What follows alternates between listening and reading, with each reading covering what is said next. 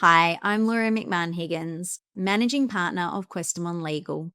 Welcome to our new series, Ask Laura, where I answer your burning construction law questions. So let's jump in and have a look at today's question. Are there any limits on the principal's power to order variations? Simply put, yes, but it will depend on the form of contract that you've signed, because variations are regulated by the terms of the contract rather than any overarching legislation which applies to everyone. Let's take AS 2124 as an example. Now, under that contract, the principal has almost unlimited ability to vary the work, subject to two very important exceptions. The first is if the variation works are outside scope, and the second is if the contract has passed the date of practical completion. Let's discuss scope first. What this means is that I, as the principal, can vary the work and the details of that work a great amount within that particular trade package. Let's take painting, for example. I can say to you, do more painting, do less painting, paint faster, paint slower, do a different number of coats. But I cannot use the variation provision to say, while you're here painting, can you also sort out the electrical works?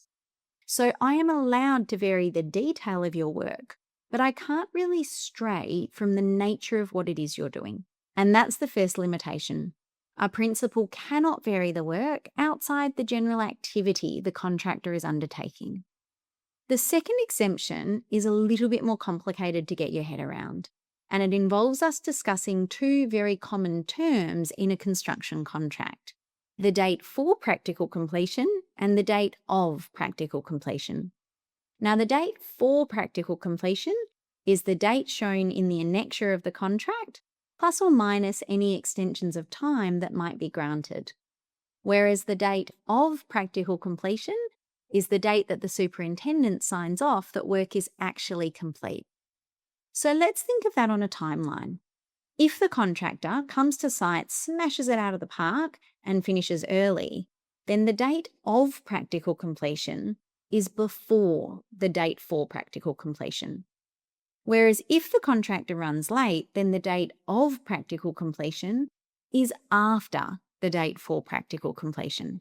So when we look at the limitation on the variation power, we're looking at the date below the line.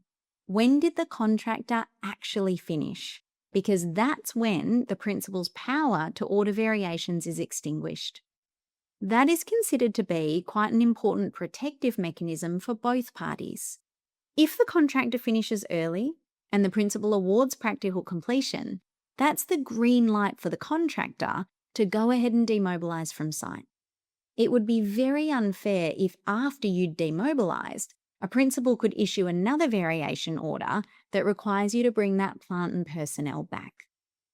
On the other hand, it protects the principal, because if the contractor is running late, even though the original deadline has passed, the principal can continue to vary the work because it's not been completed yet. I hope you found that helpful. If you enjoyed this content, please follow along for more or sign up to our online training course today. I hope to see you at some training in the future. Comment below or send me an email and tell me what you'd like me to answer next on Ask Laura.